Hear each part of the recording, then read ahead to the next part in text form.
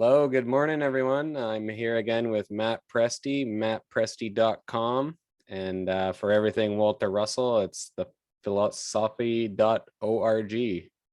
So Matt, how you doing today? We're back again. Better than great, Luke. Good to join you once again.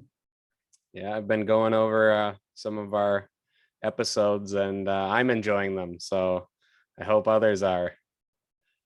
Same here. Same here.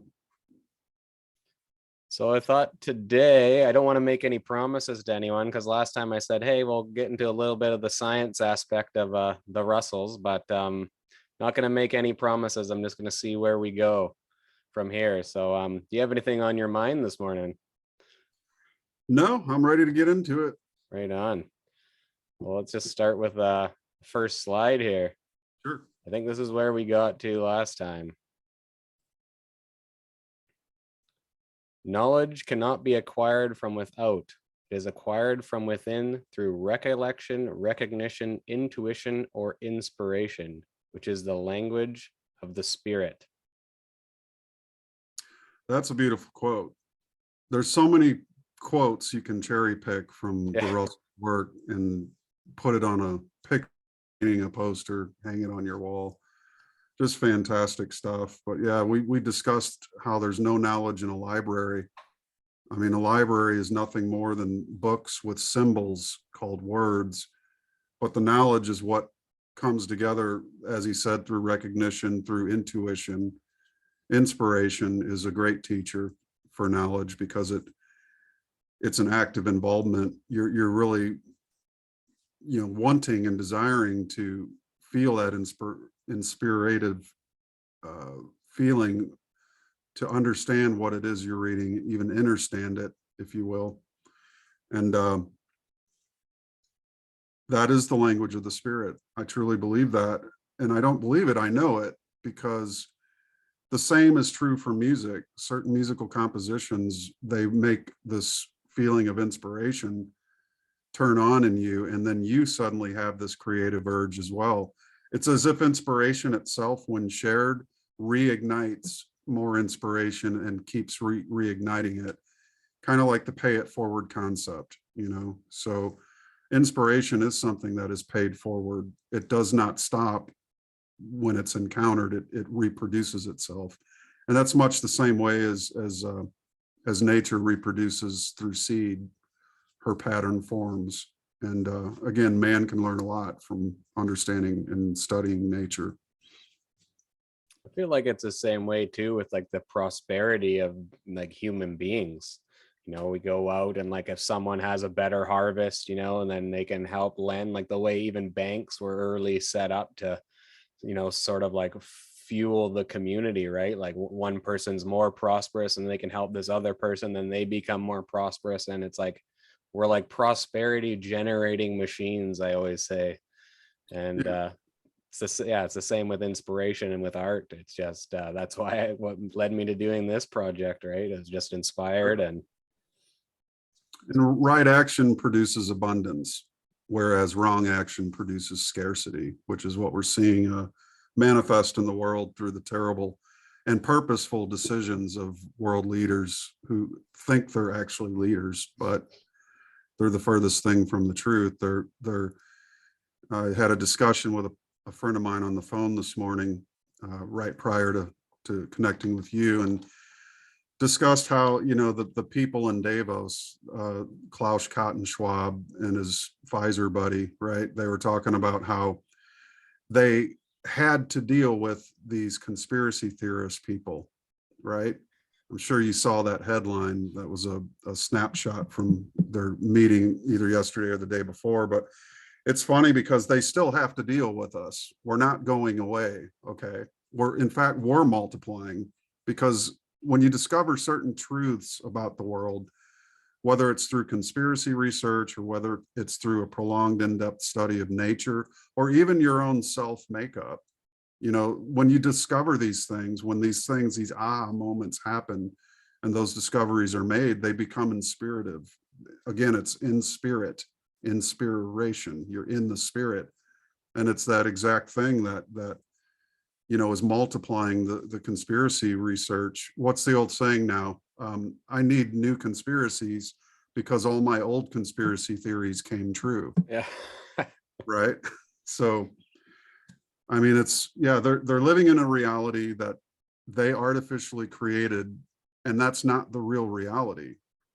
And unfortunately, for people like that, it's only a matter of time before the real reality breaks into the false one, and all hell breaks loose for them, because they're going to find out that they're not in control of the whole damn thing, and they never were, and that their actions and everything about them is de-inspirative.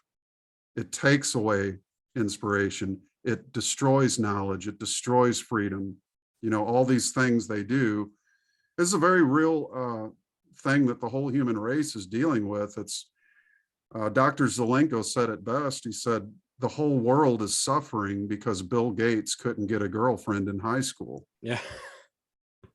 And that's, I mean, you can't say it any better than that. But a lot of people will become disinterested or turned off when you relate conspiracy or, this world government push to your everyday life. But it's all a part of everything else, but it's not the only part, certainly.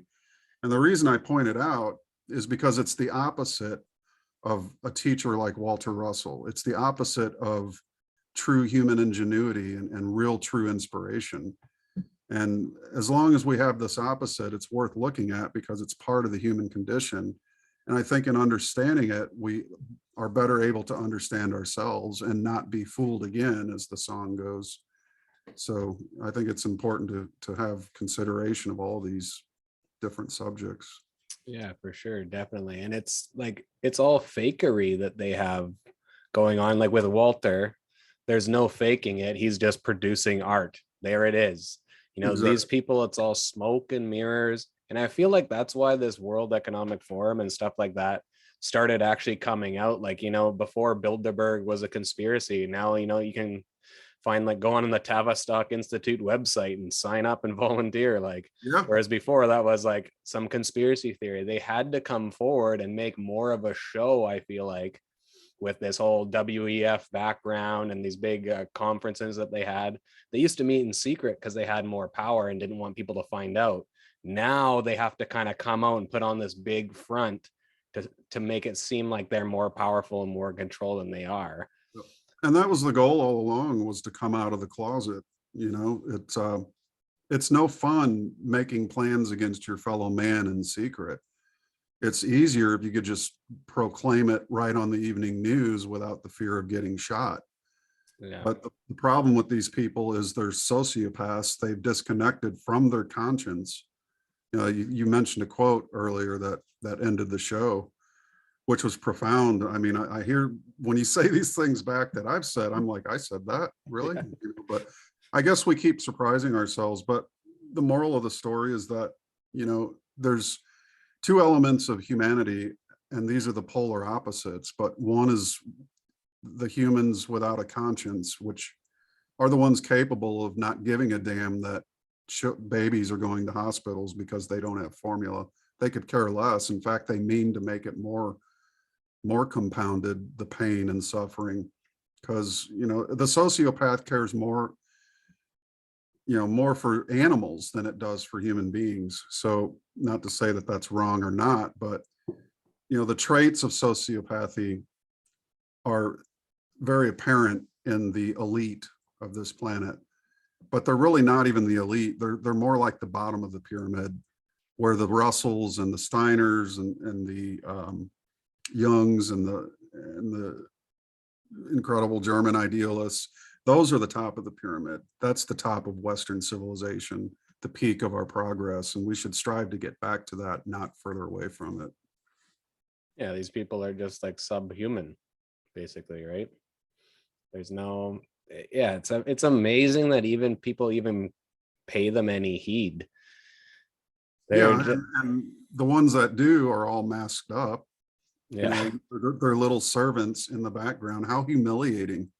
How could anybody work for these people? It's beyond me. But everybody needs a job. You know, I put microphones on many different people, presidents, you know, just there's lots of CEOs I mic'd up. Some were good, some weren't, you know, and I worked for corporations, but you know, at some point there came a point where I decided I'm no longer going to work for instance, Monsanto.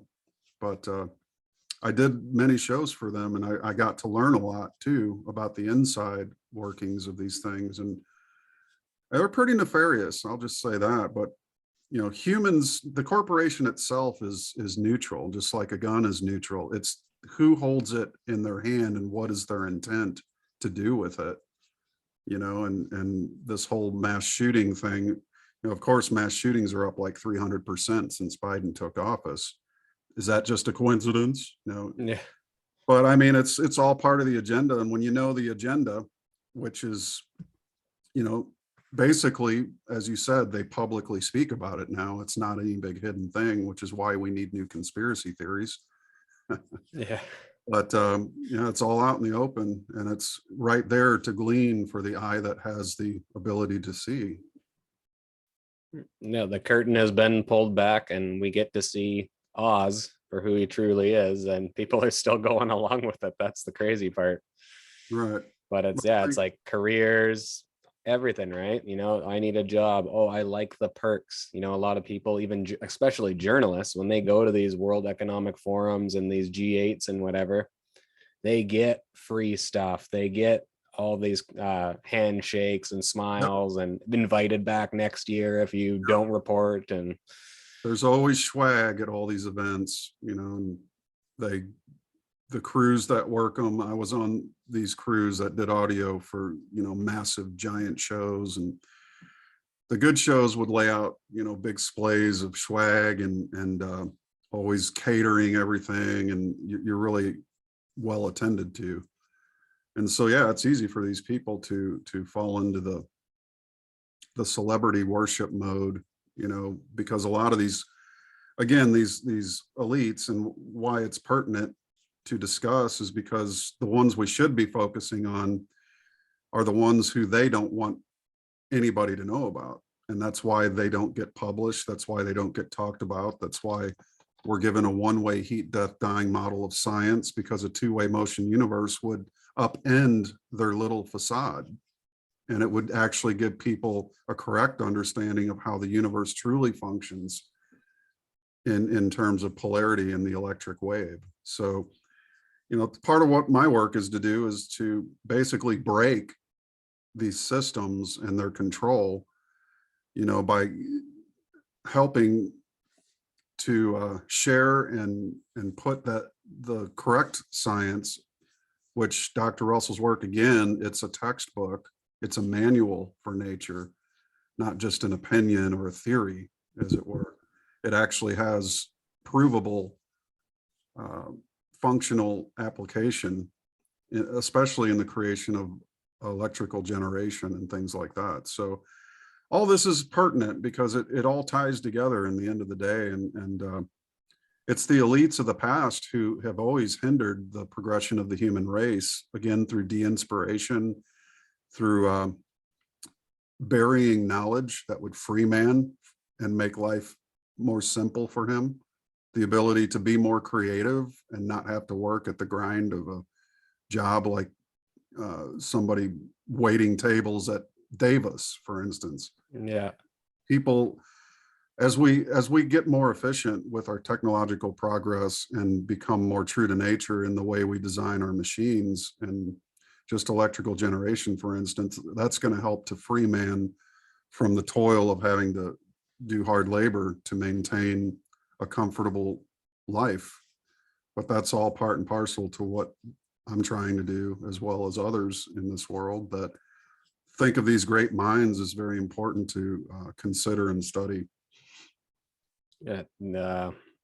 Abundance will free you from the dependence on them, right? And that's the whole reason why these people are pushed down or hidden. And this is a point I wanted to get to actually in these talks, was how genius is not like, you know, people think like, oh, the quirky genius, you know, Tesla, you know, people just didn't really pick up on his ideas, or they're too obscure, or they're too advanced. It's like, no, they were deliberately suppressed and crucified, these people.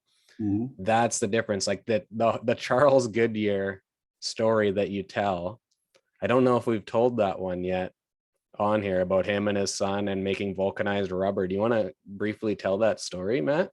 I think we did run through that, but maybe the first episode, but it's very telling. Yeah. How does the general public treat someone who's of a genius level? They ridicule, they spit on it, the ideas, they call them nut jobs, quacks, cranks, crackpots. There's a whole host of names. And I'll tell you myself personally, the hardest part of the being in a position of authority, let's just say, the hardest part in working a job is dealing with people who come from a mediocre standpoint. And mediocrity can never understand genius. Otherwise, it would be genius itself. And I'm not saying I'm a genius. I'm just simply saying that, as you mentioned, Charles Goodyear, we're all on the road if we decide to be on the road, on the path to unfolding the genius within us. And it takes lifetimes, man. But you're either on it or you're not. And if you're not on it and you experience criticism, but not constructive criticism from almost a jealousy. And that's kind of, let's take Charles Goodyear, for instance. His neighbors thought he was just total wacko, okay? Because the guy's in his living room melting rubber in a cauldron, trying to create vulcanized rubber. It took him some 30 years. And when his son had passed away from the plague or whatever it was, he had asked some neighbors to help. It was a cold winter night and he had to dig a hole to bury his son, and none of his neighbors would help because they're like, you know, you're that crankpot guy, you know, melting rubber in your living room in the fireplace. But, you know, after 30 years, he would not quit. He relentlessly pursued, indefatigably pursued vulcanized rubber, and eventually discovered it. He knew what he was doing wrong at some point, and he corrected it, and now we have tires that we can drive 50 to 100,000 miles on, you know, and that's incredible. And he should be honored as a genius, because again, the people that don't understand, they have a name too. It's called mediocrity. Mm-hmm. And they'll never understand why it is somebody does what they do, especially people on their own personal path toward unfolding the genius within. I mean, this is incredible. The journey of life is to discover and become better and better at what you do, whatever it is you do. You find that through the pursuit of unfolding your ideas, the more you work to unfold your ideas, the greater the mastery of unfoldment becomes, because that in itself is a process. Holding a thought, giving birth to a seed, and then the two directions that it unfolds to root and then grow toward the sun. And this is the very process nature uses, but it's also the process that man must use if he is to crystallize his thoughts into form that others can see, hear, touch, taste, smell, you know, all the above. And that's really, that process in itself is something that the mediocrity of the world wants nothing to do with. So they're content on being ruled. In fact, they prefer to be ruled. Whereas genius is really rulerless. It can't be ruled because it's uncontrollable. And I guess that's why it's so threatening to the established order, because it threatens to take away what has been put into place over centuries in dark rooms and secret meetings. And it brings things more up to the light and helps man unfold a step more in his spiritual progression. Yeah, it was I think it was Conan Doyle that said talent always recognizes genius, but mediocrity can see nothing but itself. Right. And that's so true. And like, yeah, like the guy. So that's I told that story of Charles Goodyear on a podcast I was on a few years ago with a friend of mine, and he was like, "Oh yeah, yeah, yeah," but I was like, I could tell he just didn't quite get it, Mhm. you know. And it's like this guy is like literally burying his son in the snow, whereas if the town pervert his dog died, everyone in the town would be buying the poor guy a beer and, oh, it's okay, buddy. You know what I mean? Yet this Yeah. genius is out there by himself burying his son. Yep. And that's the difference, right? It's not like, oh, they just weren't acknowledged in their time and all this other stuff. There's so much going on behind the scenes, suppressing it, newspaper articles condemning it when they know nothing about what they're talking about. They Mhm. haven't looked into it. They just immediately condemn, suppress, crucify. If they can't attack the science, if they can't attack what the person's doing, they just attack them, right? Right. Oh, well, that guy is a fucking blah, blah, blah, whatever, right? It's just, yeah, that's the conspiracy. I mean, I think conspiracy is the number one white collar crime that is Yeah. Yeah. that people go to prison for, yet It no one is. believes in it. The problem with white collar crime is it's more rampant than blue collar crime is. It's more dangerous. It's more destructive. It has greater ramifications. It slows down the onward march of humanity toward true liberation from its own captivity, which is mostly mental and spiritual. You know, we're not physically restrained, but we're certainly, as a race overall, mentally enslaved to systems that threw us overboard, as Carlin said 30 fucking years ago, and could care less. Yeah. You know, I mean, look, does anybody even care that people, illegal immigrants coming into the country are getting baby formula, but tax-paying citizens and mothers are not? I mean, I thought they don't even care about the system. You know, it's like, that's why really what we're facing here is the emergence of either system A, which is liberation from the system, true liberation. And I mean the re-implementation and realization and the living the principles of freedom, exercising it like you would a muscle.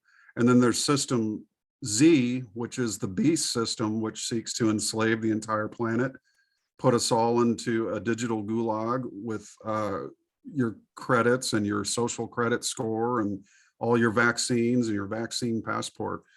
I mean, perhaps we'll end up there somewhere in the middle, maybe at the letter M. I don't know. But, you know, my hope is that enough people will pursue through necessity, which is great. Pain is always a great motivator.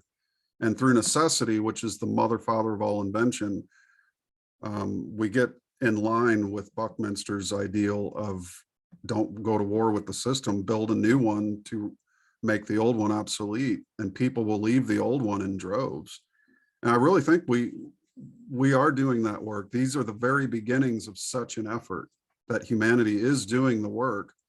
It may not be publicized. In fact, it's the least publicized, but there is a lot of work happening behind the scenes in many different places and areas that, you know, we can always use a micro nation model too. You know, there's no law that says a state can't or that a state must enact federal government policies, you know, and I don't know what the laws in Canada are, but I'm sure there's somewhere is a clause or a appendix or a amendment that allows for, you know, British Columbia or whatever it may be to have a redress of grievances. I don't know, but again, the idea is to build a new system that benefits the onward march of humanity, lifting him upward toward the exploration of space as opposed to downward toward a miserable state of bondage. Yeah, up here in Canada, we're brainwashed from day one to think that that's no good, Matt. The different state laws. Well, look, oh, they could have had this unified front for this, or they could have had a unified front for that. Like with the whole pandemic scam, the way different states handled things, you know, some states did better than others, right? Whereas in Canada, we all did equally poorly. And that's the way we like it here, Matt. Yep. We don't like guns. We don't like smaller states. We don't like our own laws. We don't like independence. We're taught all about America and how bad it is there from day one. Yeah. And it's actually funny, when I started like changing my mind about this, it was from watching Bowling for Columbine, Oh yeah. Michael Moore or whoever, which Yep. was basically the exact opposite of the point of that whole documentary. But I remember the scene with Charlton Heston when he's got his gun and he says, "From my cold dead hands," and Right. my parents and everyone's like, "Oh my God, that's what a nut." And I was like, this guy's got something there. Right. And so that's when, at the same time, I think it was in Virginia, people were protesting about a 25-cent increase to their like debit fees or something like that. Whereas here in Canada, if they raised it by $10, no one would even say anything. There was Right. like 100,000 people at the Capitol protesting 25 cents. Yep. And I was like, these people have it. We don't. We've Right. lost that spark of independence here. And it's coming back through all this Yeah. beat down we've taken. But Yeah. Well, yeah, indeed. It's, it is being reawakened because of the pressure. Coal becomes a diamond because of pressure, right? So I welcome it. I think it's a good thing myself. other than the suffering, it's the best thing that's happened. A little pain goes a long way, and administered correctly can really help to refine a civilization. Not all civilizations, I will say, just fall immediately, but there are lifespans to any civilization. But if this one's to survive, meaning the total global system that we have currently, it's definitely going to need some refinement. So we're in a time of change no matter what. It's either going to be A or Z or somewhere in between. But my hope, like I said, is that if enough people come together and work toward feasible, practical solutions and become inventive and become really, the pain necessitates invention. So we have that, and we're going to see some things come out of that. And I think we're going to see it sooner than later. But, I'm a positivist in the sense that, whether to be too pessimistic, I'd never get anything done. So you got to have a certain modicum of optimism in order to, keep producing, especially in a state like this. But it's easier to become inspired when you see all hell breaking loose around you. Who's it? Churchill said, "If you're going through hell, keep going." Yeah. Don't set a fucking tent up and say this is good enough for me. Yeah.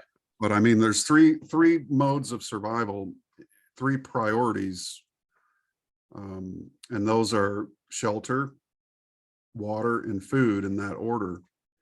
But what does it take? What's the main thing that's not listed in that three primary description is will. You have to have the will to survive, or the three primaries don't mean anything.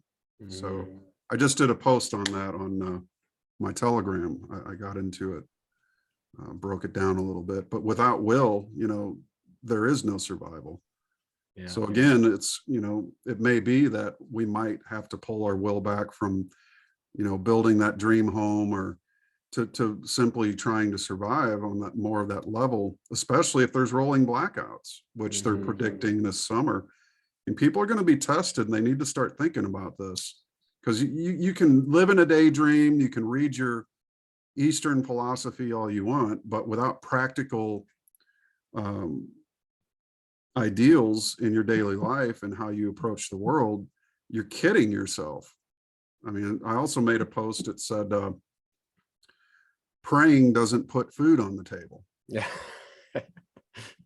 So pray all you want. It's not going to save your ass when the electric grid goes off and you've got no air conditioning and the supermarket freezer section is completely thawed out and all that food's thrown away and there's no food available.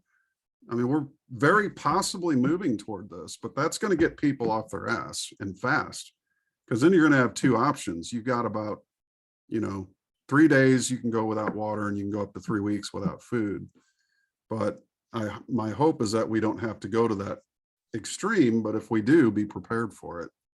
be ready mentally and spiritually to face whatever may come. Nature's going to bring it to us.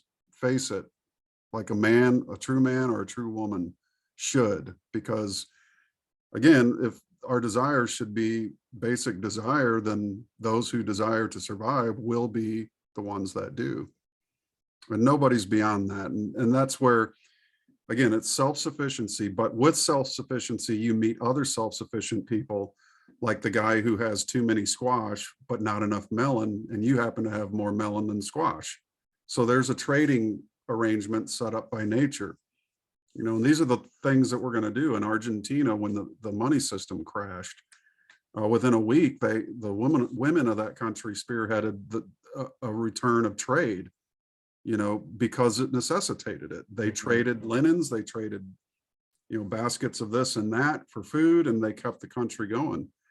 In large part, it was due to just the natural innate memory in the DNA that we can all summon if we need it. So we have a lot of strength. We don't even have any idea how strong we are, truly.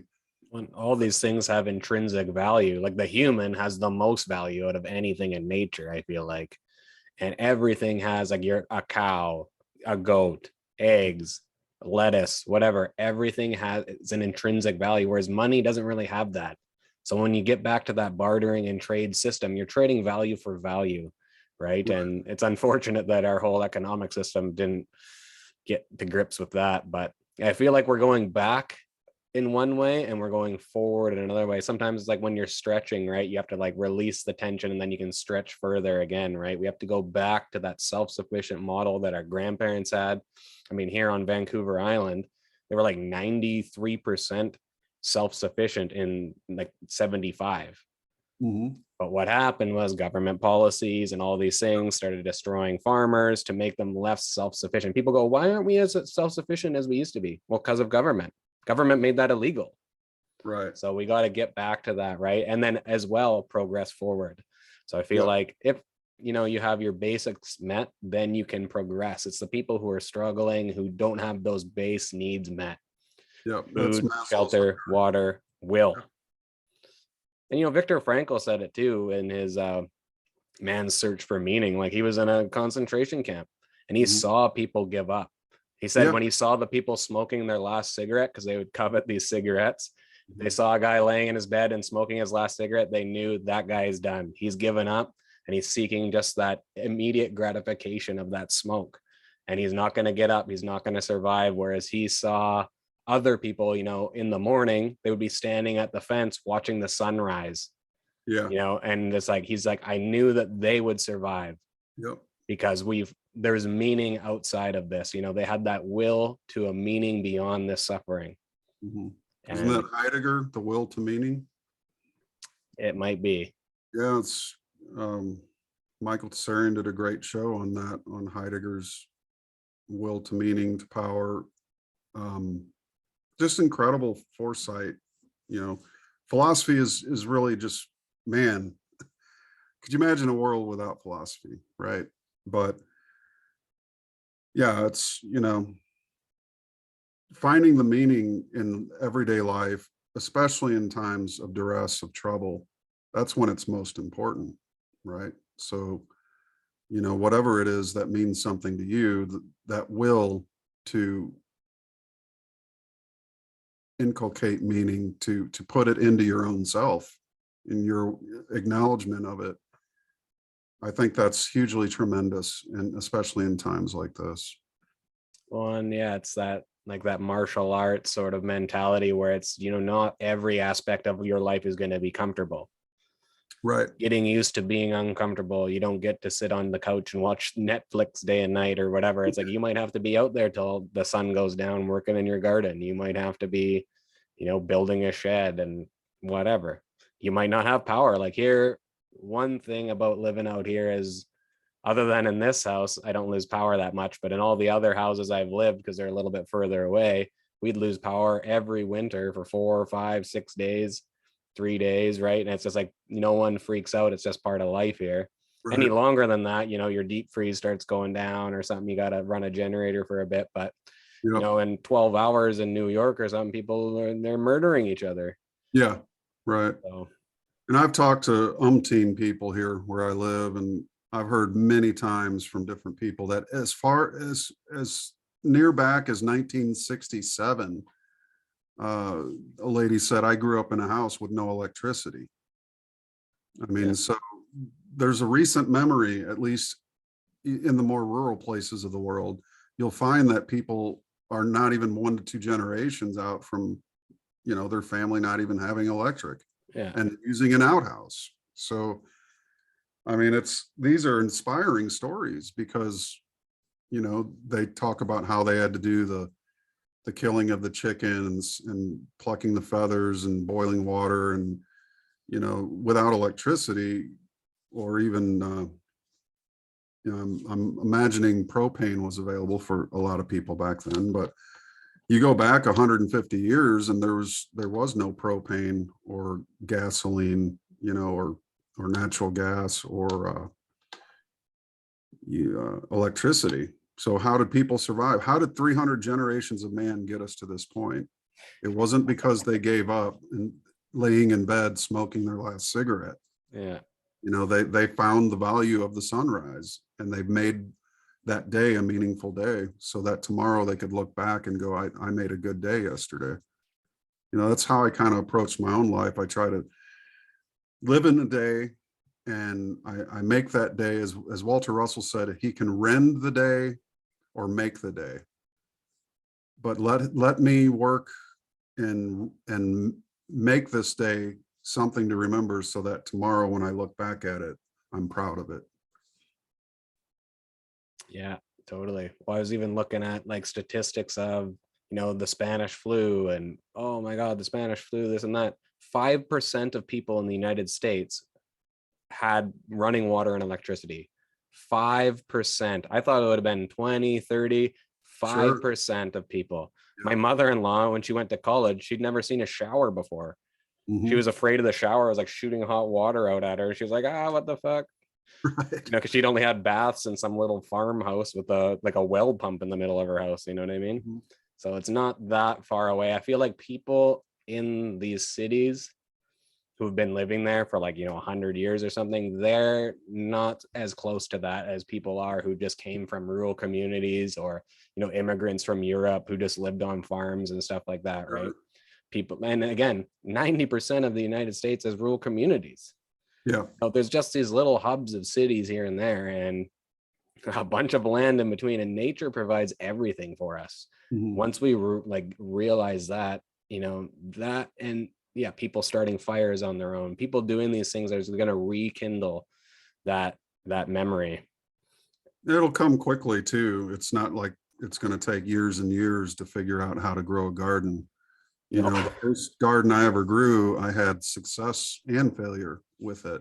And it was very small. It was a fenced in 8x8, Yeah. 8 foot by 8 foot. Now I've got literally hundreds of feet of different raised beds and all kinds of things we were talking earlier about, the different things I planted. And my Lori she's gone crazy. She did seed from start and she's got lettuce and kale and different lettuces and Japanese lettuce and Chinese lettuce and all these different, we have a smorgasbord of stuff this year that's going to result in really abundant yields, I think. And, at some point you got to look at the world as, and never forget that people came before us who were, this is again another aspect to consider. But yeah, you mentioned the cities. It's people really have grown weak and apathetic, I think, in a lot of ways. But that's what times like this also do. Hard times make for strong men, right? Strong men make for easy times. Easy times make for weak men make hard times. So that's kind of the cycle, and it's also the cycle of civilization in a sense. But again, the underlying theme of the Russell philosophy was that if you live in accord with nature, really understanding natural law and the two-way motion universe, which is what the electric wave really is two-way motion. When that becomes a staple in your life, continuity is the result. And so nature doesn't have crashes of civilization. Nature doesn't crash like civilization does. It's completely continuous without interruption. The grid doesn't go down in nature, right? No. So we got something to learn there. And until we learn how it works and the absolute balance it maintains, we're not going to have any kind of sustainability that's worth speaking of. So again, that's my hope, to get a lot of this work of the Russells out. People should visit philosophy.org, buy a book, buy The Secret of Light, put it on your shelf, make it a staple in your library. Because even if if electric goes down, the internet's certainly not going to work.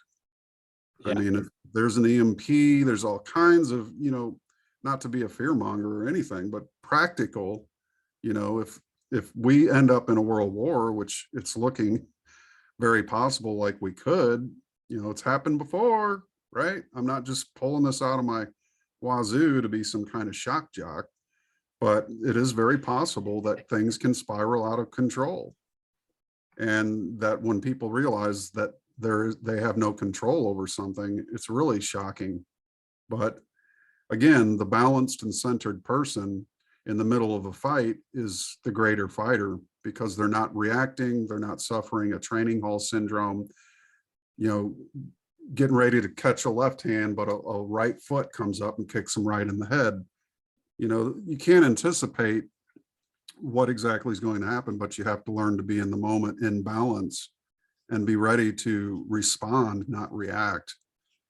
And I think that having a healthy understanding of our past and how our human ancestry, there were some tough bastards, tough men and women that had it a hell of a lot worse than we've got it now. And so that's a motivator too, when you realize that even if things went out, we've got better, a lot of things better in a lot of ways that will benefit us.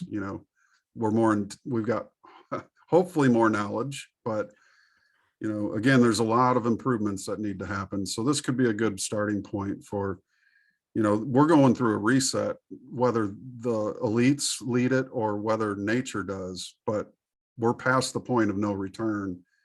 And we stand on the precipice of two emerging realities. One, a world where we pick the future we want, or two, again, the A to Z, the future of the elite and the AI system of total dehumanization. And I know which one I've chosen. Well, I think that was what is happening too. People are doing more vocational stuff now. Like people who lost their jobs are like, well, I'm not going to sacrifice my health for the rest of my life for this job. I'm going to go do something that I've always wanted to do, or I'm going to stay home and garden, or I'm going to stay home and homeschool my children, right? Like they've forced us into this situation, and people are adapting well, I think. I mean, what we see on the news is not the whole story. And I feel like people are, a lot of people are doing things they've always wanted to do because now they have the time and they've sort of cut back on their bills and this and that. They don't have a million gadgets and subscriptions to Netflix. They get rid of that and go subscribe to a podcast or something, right? Mm-hmm. I've got a subscription to nature. Yeah, there you go. Well, and there's a saying from the Hagakure that is, if you're resolved from the beginning, you will not be perplexed. Right. And that's what I've kind of kept in mind this whole time. It's like, one, I know their agenda, so I know what's coming next. Mm-hmm. I'm resolved to live my life a certain way, regardless of what's happening. So I'm not going to be confused. I'm not going to run around like Chicken Little, the sky is falling. Sure. Because I'm resolved from the beginning. I know where I stand. So it doesn't matter really what's going to happen externally. I'm in my center point. I'm doing what I want to do. I'm living my life the way I want to live it, one step at a time. And, like they can throw any amount of world wars. One, it's contrived. Everything they do is contrived, right? It's not like this is a natural phenomenon, people warring against one another and this and that. That was the days of the past. They have been sort of pigeonholing us into these cities, pigeonholing us into these areas, right? Long in the making. long in the making. So as long as we, some call it the 200-year plan. I've heard Masons call it that, high level. I've heard, the long march through the institutions, Herbert Marcuse's model, the institutions being education, the media, industry, government, all these things that were at one time semi-trustworthy, right? Not everything. In fact, everything was started with good intentions, but as they say, the road to hell. But yeah, eventually, these calculated movements by this psychopathic elite who for centuries have sought and salivated at the idea of controlling everybody else.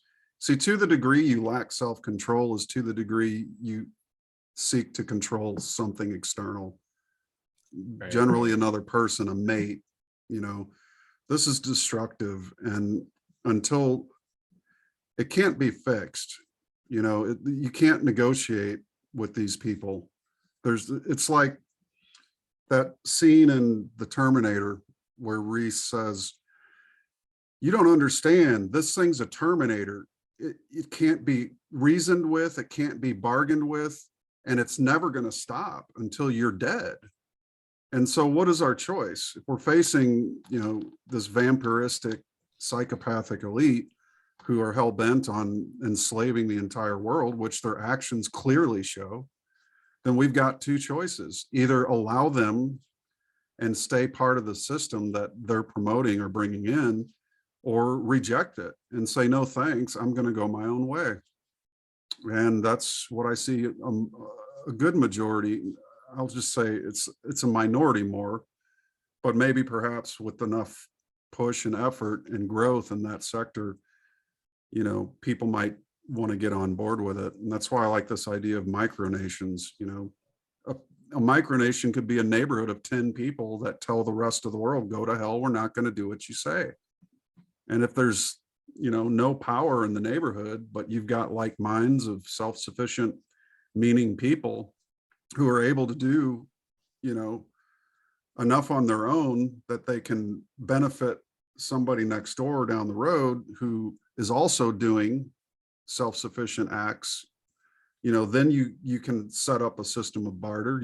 Those things will unfold naturally. I think all the dollar really is it's, like the measuring stick. If you look at the Money Masters documentary from 15, 20 years ago, whenever it was made, Bill Still, he did a great presentation on, the history of money. We used to use measuring sticks, little sticks that they were like canes, but you'd notch, and that would be an indicator of how much, wealth you had. And prior to that, the coin goes back forever, but it's just a system of interchange is all it is. It's meaningless other than the value we give it.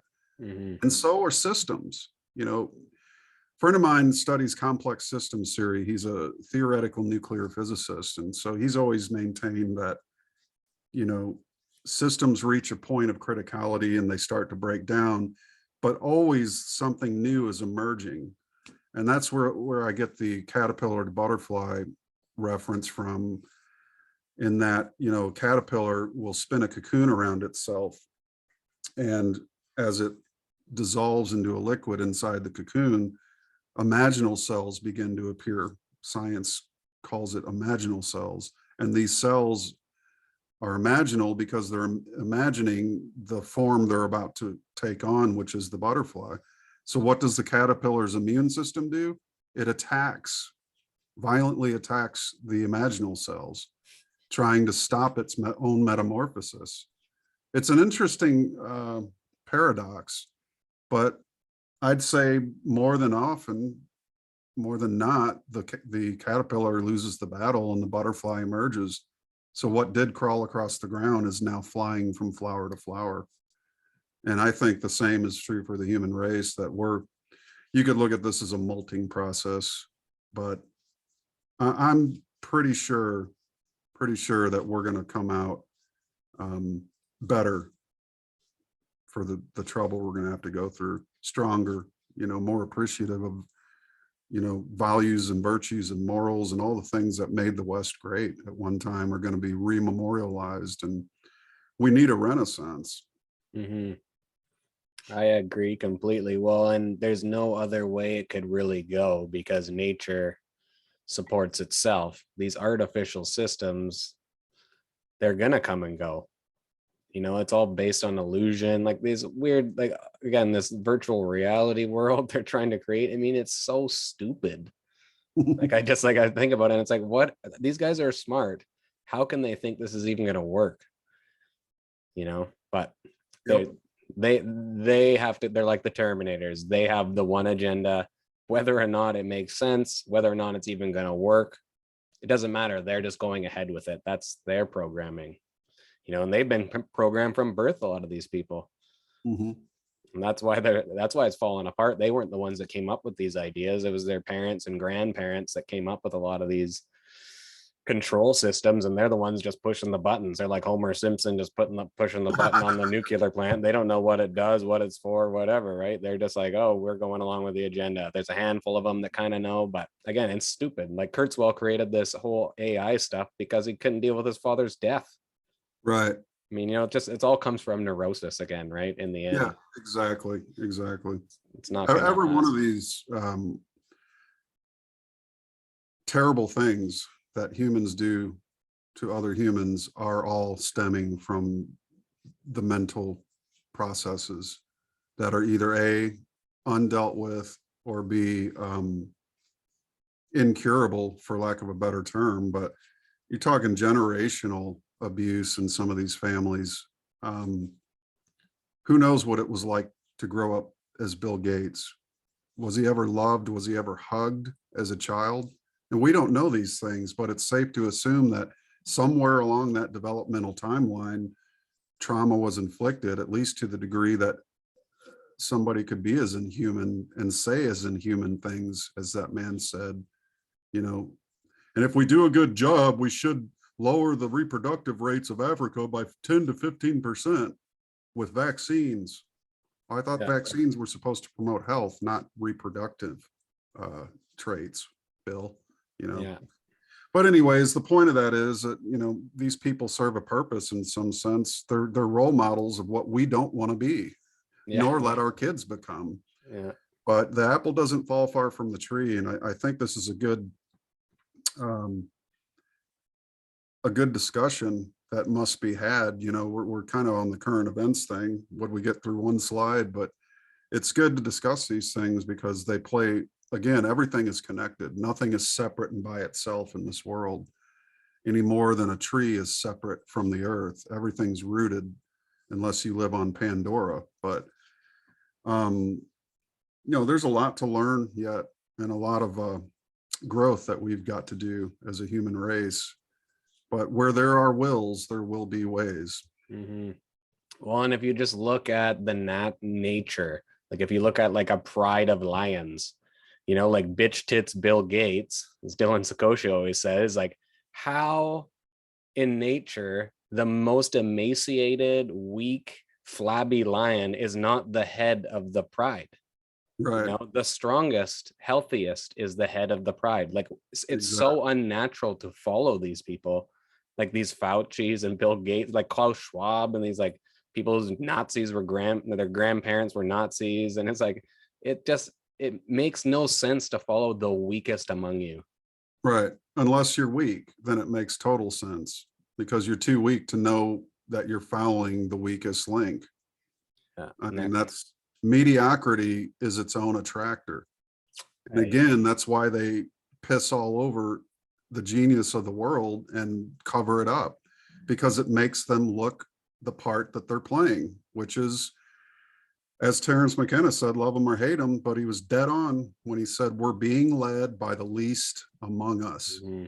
The least noble, the least honest, the least virtuous, the least moral, the least intelligent, right?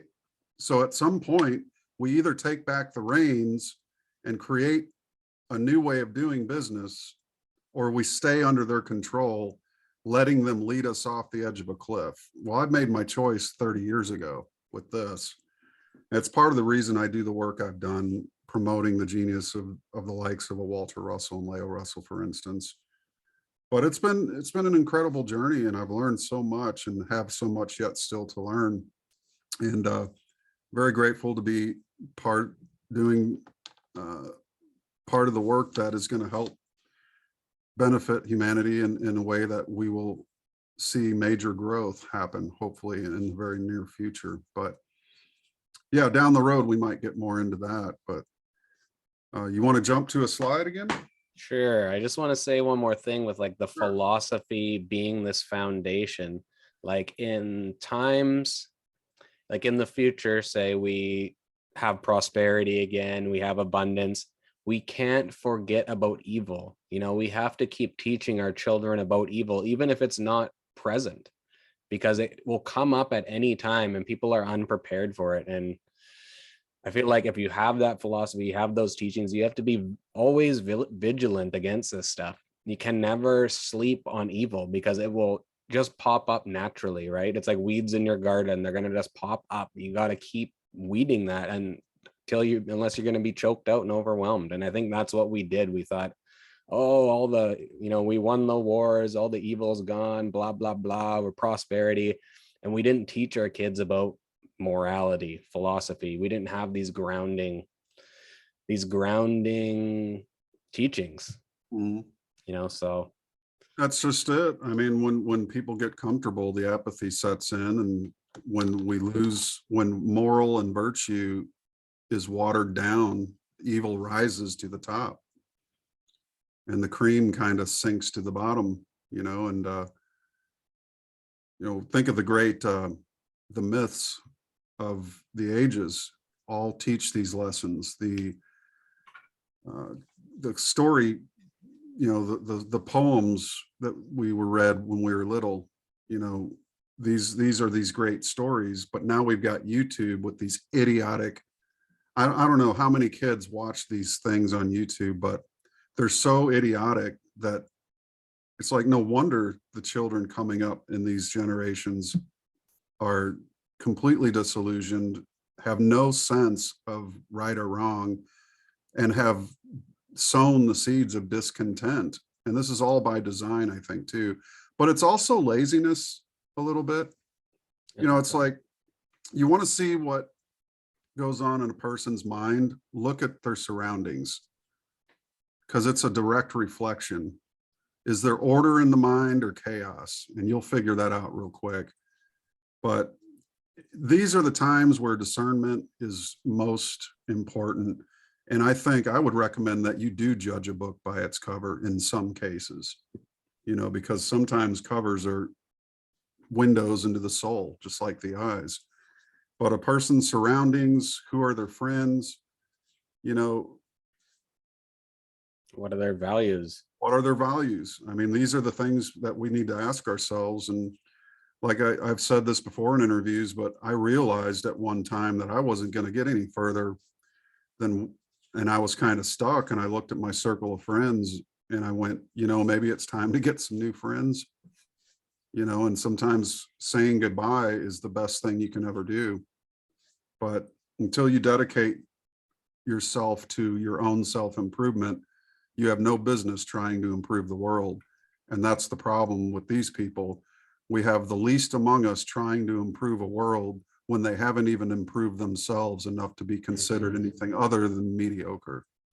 Well, and that's the living by example for those micro nations and stuff like that. If you're living by example and you're healthy, you're happy, your kids are happy, your wife is happy, you're all healthy, you're being productive, and your neighbor over there is emaciated and dying and dependent on fucking medical interventions for every little thing, every cold that comes across, they can need like 4 injections and shot. Yeah, and your 70th booster shot or your AI augmentation because your immunity is cut down by 80% or whatever, right. Which has been proven with all this stuff. And it's like, then they're gonna be like, oh, maybe I did fuck up. The thing is, people aren't actually seeing it right now, but in 10 years, they're gonna see it. And they're gonna be like, wow, like a lot of people I know, they look like they've aged a decade or two. Right. And it's like, you don't notice that. Look at a picture of you 6 months ago, bro. Yeah. You look like a fucking zombie now. Right. right? Their skin's all wrinkly, they're all gray. And it's just like, do you think that blood clots are good for you? Like, I don't get it. But, but it's Ayn It's, Rand, man. I don't know if you've read this. Philosophy, Who Needs It? I've got it on the shelf. It's on my list of things to read, which is about 30 miles long and growing. Oh my God. So I have my own little library of Alexandria downstairs as well. And I've just been, for about a decade, I've just been buying books, some on Kindle, but it's like I'd rather them be physical because yeah, you never know what's going to happen. You want these to stick around for generations, some of this work, right? Yeah. One of the points she makes in that book is everyone has a philosophy. It's whether or not it's like serving you or not. Like people have really bad philosophies that lead to really bad ends. Yeah. And so there's a lot of philosophies of death out there. Yeah. Yep. Here, That's why I'm quite thrilled that the Russells called their philosophy a living one. You know, because it's not meant to just read or believe. You're meant to live it, because it's the most productive for the unfoldment of your inner traits, your qualities, your talents, your specifically advanced abilities that all of us have. But do we water them? Do we nurture them? Do we grow them? You know, and that's the differentiation between genius and mediocrity. Mediocrity is fine and content with being led by the nose by the least among us, where genius says, I shall lead myself and the world be damned. You know, I didn't write 450 songs so that other people could be happy with me. I wrote them because that was my therapy. I wrote them and I didn't even perfect most of them, but that wasn't the point. The point was that I was getting this out of myself.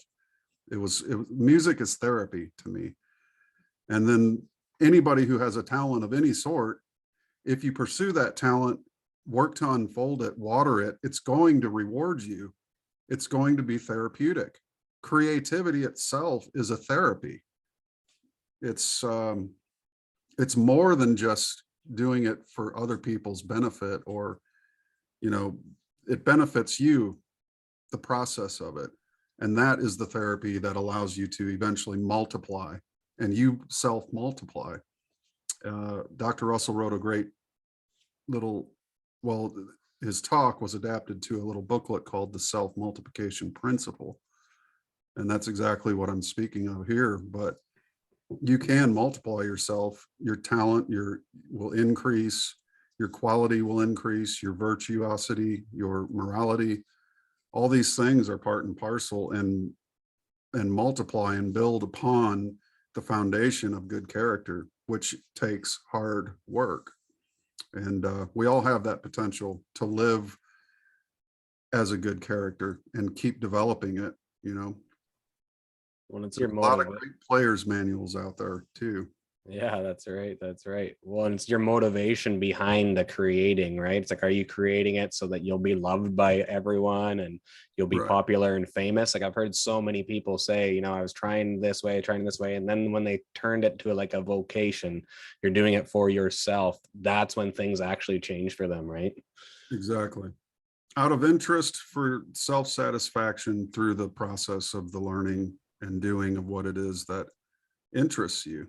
Yeah, everybody should find a vocation. It comes naturally because it's what you like, you know, and things that you study that you don't like end up becoming, you know, for too many people, it's the academician approach to life where I've got to memorize and repeat a bunch of useless dribble so that I can go into a career that's totally unrewarding, just to suffer a midlife crisis and leave my wife and kids for a 19-year-old, buy a convertible and end up with a drug problem and losing your hair at 40 years old, you know, or 45.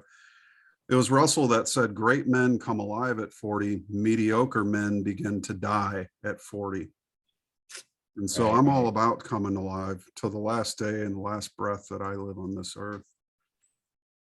Yeah, it's not enough, right? You just live, you got to live every day. Like for me, it's like there could be 50 hours in a day. Yeah. You know, and it would be like, okay, I could probably use a few more.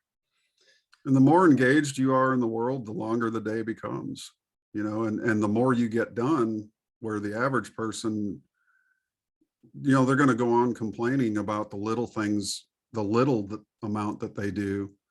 Whereas someone who appreciates life and is involved with it in the making of themselves, it says the carpe diem, right? Seize the day. We seize the day. We gnaw on the marrow of the bone, and we command life to give more to us by giving more to it.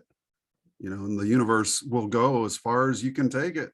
It has to meet you halfway. That's the law. So half of the work you've got to do, God does the other half, or the universe, or whatever you want to call it. But that's really the secret to self-multiplication. And there's no end. I mean, Russell was a demonstrative human being. He demonstrated through his mastery of the 5 fine arts, degreed in science. Basically 11 degrees were conferred upon the man with only a 4th grade education, dropped out of school at 9 years old. That's inspirational right there. He did go through a divorce after 56 years of marriage, and he still made something of himself. He lost all his money in the stock market crash. He had $750,000 in the bank. The next day he had nothing. But he said it was one of the best things that ever happened to him, because he just said, well, I'll just make it back. No big deal. And he also said that money was as important to him as air. Right. In other words, we don't think about the air we breathe. That's how he didn't think about money. He didn't care. It was the quality of life that led to the wealth. Wealth is not material, it's spiritual. And that's one of the things that we need to realize in our growth of unfolding genius, that it's not the matter that you have in your life, it's what you do with it that enriches you or impoverishes you. And that's a choice that we all get to make. Awesome. Did Walter have kids at all? He did. He had 2 daughters, and he was estranged from them after marrying Leo, because she was 44 when he was 78, I believe. So there's quite an age difference, but it had led to an estrangement of him and his children. Mm-hmm. And I don't think there's any of the family, even at this point, that's really involved with any of the work that he did. Perhaps that'll change in time. I hope it does, because it's too bad.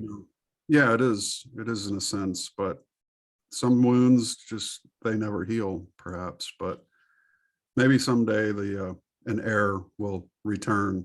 We'll have to see. Yeah, you never know, eh? That'd Right. be cool. Yep. The great grandson of Dr. Russell should become president of this university someday. Wouldn't that be neat? That would be absolutely awesome. Knowledge is the foundation of man's concepts. Thinking transfers concepts into product. The quality of man's product depends upon the degree of awareness of his knowledge, and not upon the quality, quantity, or intensity of his thinking. It's very well put. In other words, without knowledge, what you build, no matter how much thinking you put into it, it's not quite a masterpiece. Masterpieces come from the knowledge which precedes the thinking. And again, knowing is static, the mind of the universe, and all powers within it, all knowledge, all presence. And a man can only do what he knows. If he's doing something he doesn't know, it's called experimenting. Right. And that's Hudson Maxim, the inventor of smokeless gunpowder, played tennis with Dr. Russell, and he had an accident in the lab. He blew his hand off. So he had to learn to play tennis with his left hand, and Russell commented how easy he was to beat, but he had warned him not to experiment. And sure enough, he blew his own hand off. So again, knowledge prevents accidents.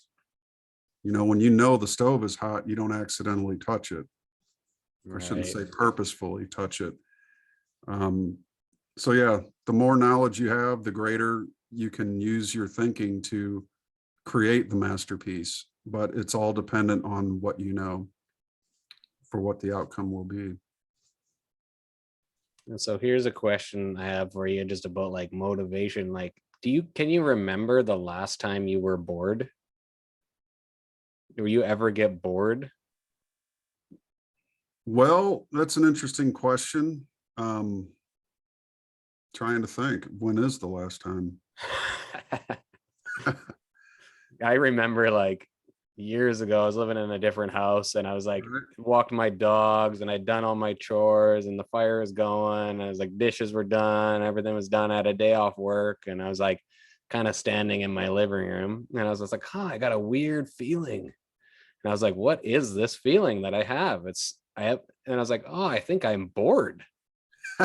It was just like, because you're so motivated with all these other things and reading and researching and just living your life that, yeah, it's like, I think people are way too bored. And then that shows something about, the value of what they do in their lives, and their motivations, and that's why I think all these electronic devices and Netflix and all this other stuff has sort of taken over, is because people are so bored with not being productive, with not, they've been forced to do things since childhood that they didn't want to do. And so they're just like, wow, I'm just going to entertain myself, and Right. I don't know, boredom, it seems like, it seems like inspired people are never really bored. Well, I'd say boredom. Wow. Good question, Luke. I'm too busy to be bored. There's so Yeah. much to do, and my list of things to do is so many miles long. And there's, it's not like I want to jump out of an airplane, anything like that.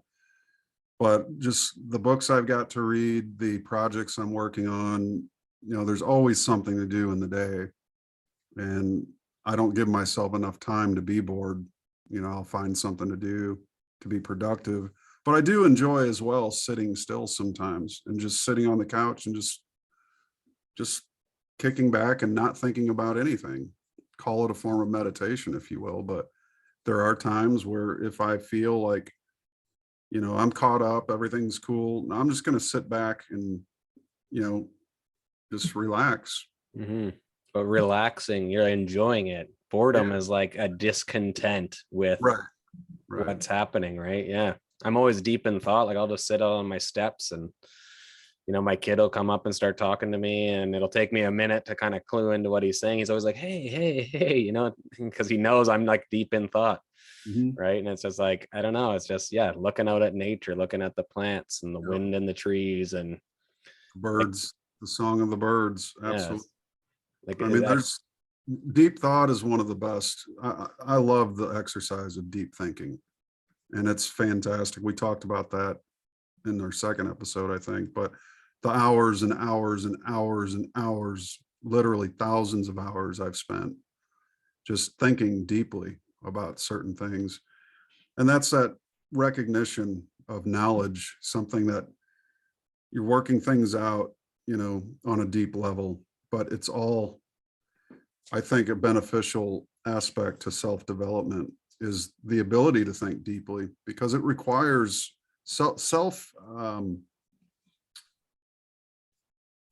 let's just say self-advancement really does require a lot of introspection, and introspection is the deep thinking of whatever the topics are at hand, but also sometimes just deep feeling. What do you really feel deep down? And a lot of those things are sessions where you'll come up with your next big idea will pop out of that deep feeling, that time you give yourself just to deeply think or feel about certain things, whatever they may be, or think about nothing. There's things that can pop out of that too. Ideas really, idea is the light bulb over the head. It's the light, the flash of light that comes to you. And that's something that if you hold that thought, that flash of light, the knowledge of that idea is bulletproof in the sense that no idea exists. It's just we build what are called bodies to represent that idea. And the more pure the knowledge of the idea, as the quote just said, your thinking will bring that to fruition, and a masterful creation will stand before you, whatever that is. Mm-hmm. It's like the more beautiful the body you create will be. And it's interesting what you're saying about experimenting. Like I'll do like mental experiments. You know, like I think more people need to do that. Like, you know, even when I'm making these slides or working on these programs, I'm just kind of like thinking about it. And if I don't really quite know, and then I'll go and look at it after and reference, oh, okay, that's how I would do that. But it's like a lot of the products and stuff that I create, it's mental. 90% of it is mental. It's that last bit of push to actually create this body for it. Yeah, that's the birthing process. I'd say 90% of any creative effort is mental.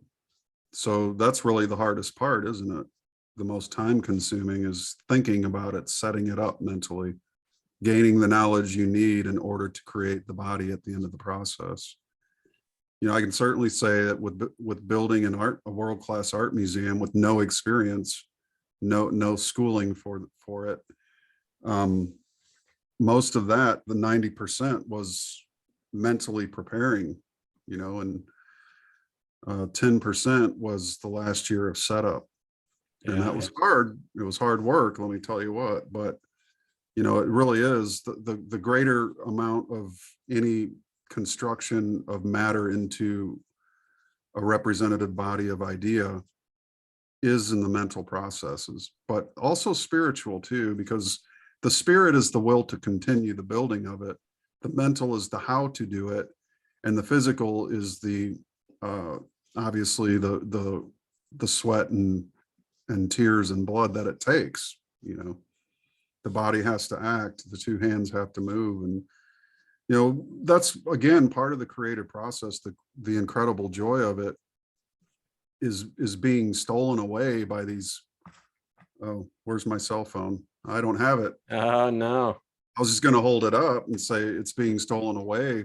You know, a lot of these children growing up in this digital age don't have the use of their two hands, is being robbed by the apps on their phones. So, you know, I would say if I was to raise a child in this day and age, they wouldn't even have a cell phone. I'd do it like the elites do. No electronic devices till you're 15, because you're going to learn to do things with your mind and your hands that other kids aren't going to be able to do. They're going to look to that digital crutch, you know, and they're going to put all their efforts and focus into that thing, which has no reward. There's no reward other than entertainment. But that's the beauty of creation. Again, you get to honor your own creation and experience it directly. I mean, now kids who may design apps, if that was something that could be done to where they could be actually creative with a cell phone, like, you know, you can film a movie on a cell phone. I'm not saying that cell phone is evil or bad. It's the use of it again. I have filmed a couple short videos that became productions on a cell phone. So that does come in handy from time to time.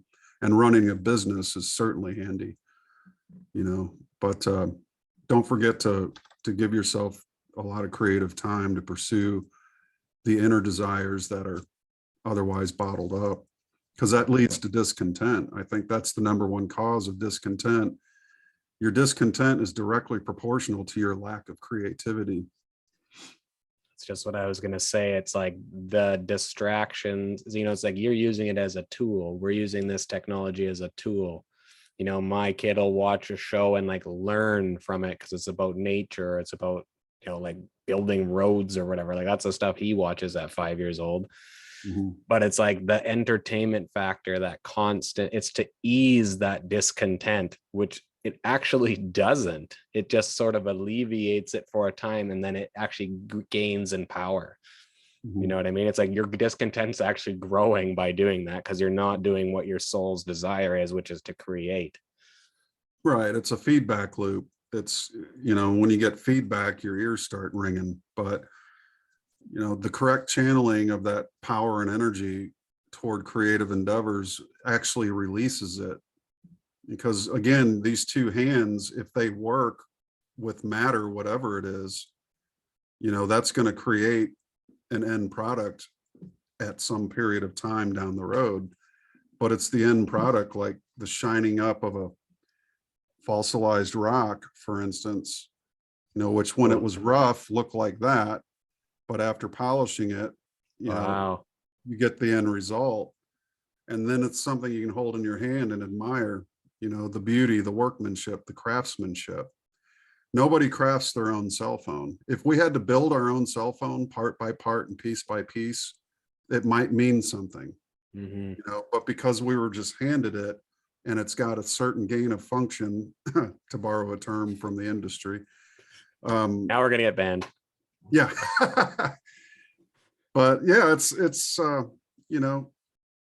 I think a lot of the children of the world today, especially people raising kids, don't forget to give them creative outlets, projects. There's all kinds of things. You invite your son to come out to the garden with you and get his hands into the mud and work with actual earth. That's a wonderful thing too. Our grandkids come and visit. I built a playhouse out in the front yard just so they wouldn't sit on their iPads, and they go out there naturally. They're out there within the first hour of being here, and they're having a ball, imagining, and sometimes we play together too, and it's fun to see their imaginations at work, because it's truly that is also inspirational. When you see somebody become creative because you've inspired them, that actually re-inspires. So again, inspiration is just a constant giving and regiving and regiving. It gives again and again and again. It always pays itself forward. Yeah, and one thing I was thinking about when you're talking about writing all those songs, it's like to get it out. If I don't write something down, or if I don't create a body for these thoughts that I have, they'll just sit in my mind, taking up space, really. Right. And it's like, you can't move on from that thought. You can't move on from that until I create something, even if it's a little poem or a little sketch or a little, just some notes I written down or making a slide or anything like that. It's like, once it's actually out in physical form, it's like I've emptied that cup to be refilled again, And I feel like people's not doing that. They're just stuck. It's like a retardation in a way, right? It's like you've been held back from, you're holding yourself back, from becoming more productive, more creative, and yeah, it goes back to the philosophy and stuff like that. They have these philosophies that are like Ouroboros, right? They just keep devouring its own tail, and it's not going anywhere. There's no teleology to it. Right. And it's damming up your own river. Yeah. And then you see these mental breaks. Look at the people breaking down. It's because they haven't had that pressure release. It's like a creative pressure release. So that could be. The elite know the process of creation. They're creating hell on earth for all the rest of us, because they all couldn't find dates in high school. But whatever it is, they're still using the process of creation. They're creating their version of a world order. But what's that tell us? The number one thing it tells us is we also have the power to create. So let's get started. Let's get busy. Everything they do, we can do only better, and 10 times, hundreds of times better. Yeah. Because it's based on universal laws of balance versus the creation of scarcity. The things that good charactered people can do, and character is the real currency, truly. You partner with the right people of good character, the result of the group working together will be an abundant supply of whatever it is. So trust abounds, faith in one another, community, these things are the results of good character forming a union, if you will, and working together for perpetuating existence. That's where the whole city idea came from. And it's not bad in and of itself, but yeah, we do need to look at what causes the discontent. And I think, when you're not being creative and everything is created for you, that's again proportional to discontent, is the lack of creativity. So the antidote to that is to rekindle the flame of creativity in yourself, reclaim the blade, and cut your way out of the boredom. Yeah. Well, Steiner said too, it's with these kids, right? Like they're just being stuck in these cubicles and these classrooms. It's like all they want to do is run and play and create and have fun. Like, it's like they don't want to be sitting in basically a prison with a bunch of other inmates. It's like they want to be out there running and playing. Like the only good part about school is recess. Yeah. That's where they learn the most, is at recess and lunch and whatever, right? When they're out playing, they're not learning in these classrooms really. Anything that can't be taught in 100 hours, like John Taylor Gatto said, learn to drive in 10 hours. I learned this in 10 hours. You can teach someone to read and write. Like they taught, like when people went to other countries to teach English, only took these people who'd never even seen books 100 hours to learn to read and write, because that motivation was there. You don't need 13 years in a fucking gulag. Whereas Tessarian said you could probably eat these books and digest them better than reading them. Yeah, osmosis. Yeah, Yeah. No doubt. You get more out of it sleeping on it like a pillow than you would reading it. But yeah. You want to hit one more slide here before we end it? Sure thing. I think this is a good one here. Okay. A religion which is in tune with a scientific philosophy will be like unto the North Star to a mariner. A religion which has but an emotional basis is a quicksand. But when you add knowledge to the highest of spiritual emotions, you are surely upon a solid rock with your eyes to the light instead of to the dark. Beautiful. I don't know what to even add to that. No. No. It says it all. You've got your polarization is science on one end and religion on the other. And great minds always saw the need for the marriage of the two. I mean, let's just say the practicality of spirituality is, if you're going to have a religious, then you need a scientific way to express. Otherwise, it's just an emotional crutch, right? So again, this is why I produced the Knowing the Creator Series 101. It's sort of, that's how I would present what I would consider a marriage between a scientific understanding of the process of creation with a spiritual practicality that makes the two mutually beneficial to one another, more or less weaving them together as one philosophy, but also explaining how the process of creation is a very practical one with a spiritual beginning from idea being in the spirit in inspiration to its final product on the other end of the spectrum. I mean, that's what the Russells, when they term their work meta science, it's actually the science of science, or you could call it the philosophy of science. It's really a marriage. And that's why he was so prolific in the work that he did. More than any other person I know on the planet, he produced more product in terms of creative product from his soul giving out to the world.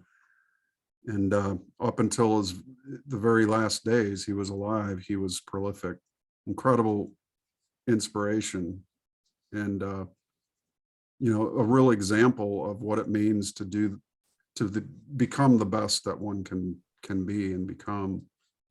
That's what really give people, the expressive quality of not emulating, but appreciating that they too have this exact identical power within them. And the only difference between a Russell and somebody else is he turned his volume knob a little higher than, say, a guy who only produced 1/10 of what he did. So that knob is adjustable by each and every one of us. The geniuses are on 10. The mediocrity of the world is on 1. You can barely hear them, right? Until they're crucifying you for doing things they can't understand. So, we have to deal with that aspect of things as people on the path to self-unfoldment. But I think, what are you unfolding to? You're certainly not unfolding down toward mediocrity. Self-unfoldment is the unfoldment of the higher quality and the higher nature in man. And what is that higher nature but genius?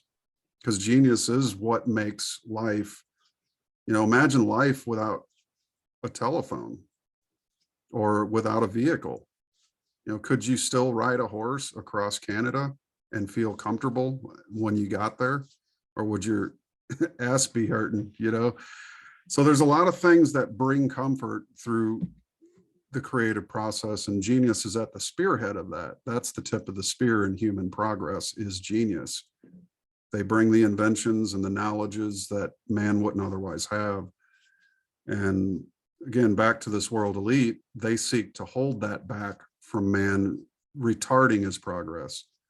And so all the more is the reason why it's so important that we find the qualities and unfold those qualities in us to, begin to change the way things are, at least taking it toward the stars as opposed toward hell or toward AI, whatever you want to call it. Or the light rather than towards the dark. Exactly. Well, knowledge comes slowly to man, and as long as we're on the path and progressing toward, a future worth living in, then we should have no trouble. It will be difficult, but it's not impossible, certainly. Yeah, and it's these geniuses that have given us everything. Every advancement we have has come from this less than 1% of people, and it's not from the Davos think tanks or the Bilderberg. Nothing good has ever come out of that, right? Even like the currency system that we used that was fair, this fair currency system, you could pay an artist to provide you with something rather than dropping off a truckload of potatoes at his house or whatever, right? Like, everything has been corrupted by these people, and we have to take it back to those geniuses, those genius minds, and those people who inspired us to make the world a better place by first making your life better. Yep, it all starts here. I mean, if you're looking out there, you're missing it all. So every benefit to man comes from self-introspection and self-improvement, self-unfoldment, and that's been called many things, the hero's journey, the path of the fool, because only a fool would take on such a challenge. But it's the only challenge worth living for, because otherwise anything else is an externalism and can end badly and will end badly eventually, as we're seeing unfold across the world stage.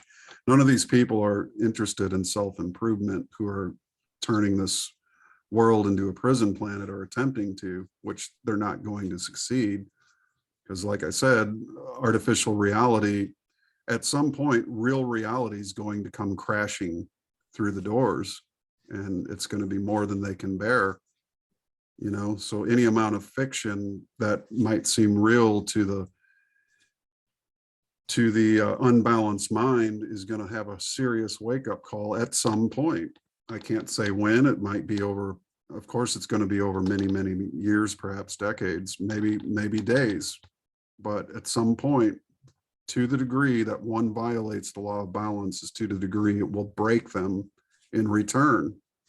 And this is the promise of the universe. It always meets you halfway, whether it's an imbalanced action or whether it's balanced. It will return on your investment, whatever that is. So yeah, I'm hopeful. I'm always, again, optimistic that, we can achieve a more balanced world. And I'm saying this because when you do it in your own life, you see it. Your surroundings, your interchanges with others are not going to lie to you. They're going to tell you exactly who you are. And that's the greatest gauge we can have, is an understanding of our own selves in relation to the world. I think that's part of this neurosis ploy that they have, is that they're trying to disguise their mediocrity by making everyone mediocre around them. You know what I mean? Yep. And they can never be better than we are, because you'll make us look bad. So yeah, that's why they, the back of the line, you shut up, you are censored, we're taking you off our platform, and this is the real telltale sign of a failing ideology, is the need for censorship is directly proportional to the lack of honest effort and the lack of being realistic with oneself. You know, if you took the mass of the world and put it inside of a person, and you would say part of this person is lying to themselves and censoring the other part of the brain because it doesn't like the truth telling itself to the other side of the, you know. So it's just, in terms of a mind, if this was one mind, it would be right now schizophrenic. But, you know, that's why the parts of the mind, which are those humans among the race of man who are doing that hard work, you know, really coming to know what the self is and what your application to life is going to be, and following through with it, finding inspiration. It's not always easy, but, you know, working and knowing where you want to go and creating your life moment to moment is a divine journey, you know, and the reward comes with the work. Like I said, in many different cases, work is not something the young cherish, where it used to be something that was instilled through a life on the farm.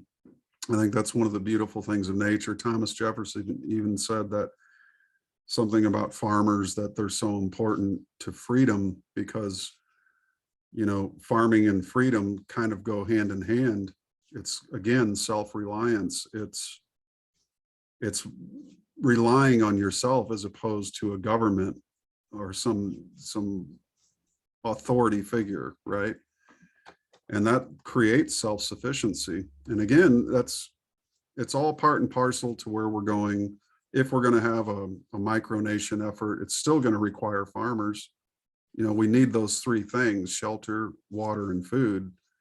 So whatever way we have to get those three things, if we have to go back to a primitive state, it's better than going into bondage, because at least you get to decide when you're going to go out to your garden and tend to it.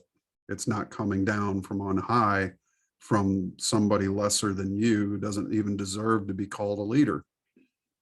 So again, I think that the path out of hell is just to keep going through it. Yeah. Till you're out of it, you know, and whatever you have to do, whatever defenses you have to take or offense you have to employ, you know, if you work from your heart, that's going to guide you. And work with your head and your heart together, but not one too much, because together they're more powerful, and you'll always get to the right place if your soul is doing the work to guide you. Absolutely. Well, I think we can leave it there for today, Matt. MattPresti.com, Matt Presti on YouTube, and philosophy.org for everything Walter Russell. So hope everyone got something out of us today, and we'll talk soon. All right. Sounds good, bud. Looking forward to it as always. Right on. This is awesome. See you, everyone.